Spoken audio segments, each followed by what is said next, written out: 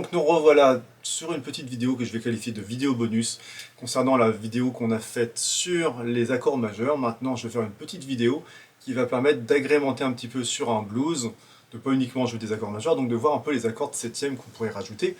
Je vais le faire de façon relativement rapide, essayer de jouer un petit peu aussi à l'oreille, écouter un petit peu ce qui se passe, j'expliquerai les enchaînements, comment on fait pour rajouter, comment on fait pour retrouver. Donc des choses relativement simples, on reste sur la grille de blues vue dans la précédente vidéo. Le but il est vraiment juste d'avoir des petits suppléments, des petites choses intéressantes à faire sonner. Donc je repars sur ce blues, je repars sur la position en haut du manche, tout simplement, où je me retrouve avec donc, mon Do majeur que j'avais ici. Si vous regardez bien, donc le Do, si je veux rajouter une septième, la septième elle sera un ton en dessous de la fondamentale. On va voir ça. Donc ce qui peut être intéressant déjà de se dire, c'est ça.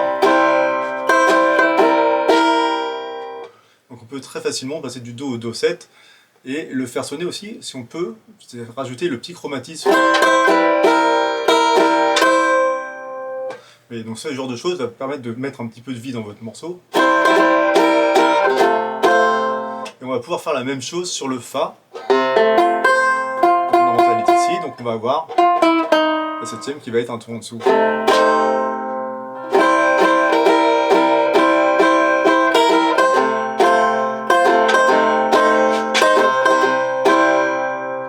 Et on va avoir le Sol. C'est un peu particulier le Sol parce que pour le coup, la septième on va la trouver ici, parce que le Sol il est là.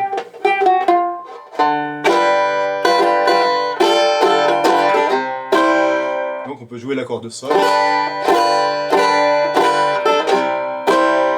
Donc, tous ces petits mouvements font faire que votre grille va être un petit peu plus vivante. Si je vous la fais une fois.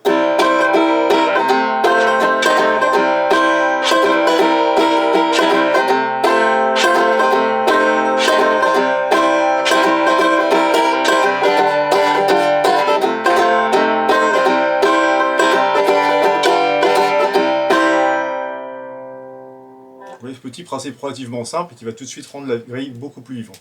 Maintenant, on va faire exactement le même procédé sur les différents renversements qu'on avait fait. Donc on va avoir le Do, on va encore trouver le Do7, donc c'est celui qu'on a vu tout à l'heure, mais le Fa. Surtout, vous voyez sur l'accord de septième, ici, si on enlève le doigt, on a aussi la sixte qui arrive.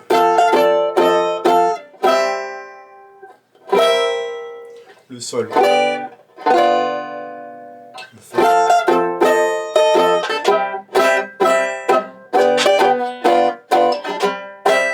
Et donc, pareil, même chose à faire.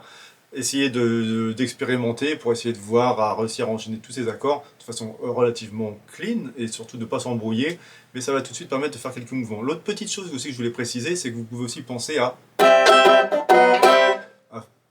de temps en temps approcher les accords par l'accord qui est en dessous ou au-dessus pour créer un petit peu de mouvement.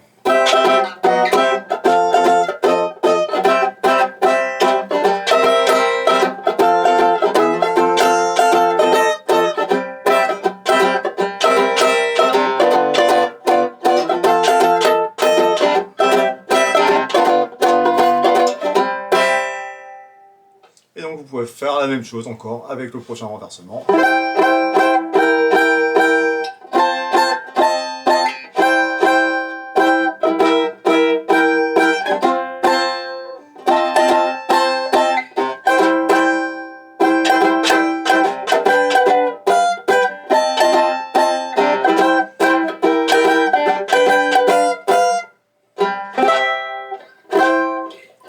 Et ainsi de suite. Donc voilà, ce genre de petites choses vont faire que tout de suite, il va se passer un petit peu de choses, ça va bouger un petit peu plus que de... C'est un petit peu droit maintenant, vous allez avoir un truc...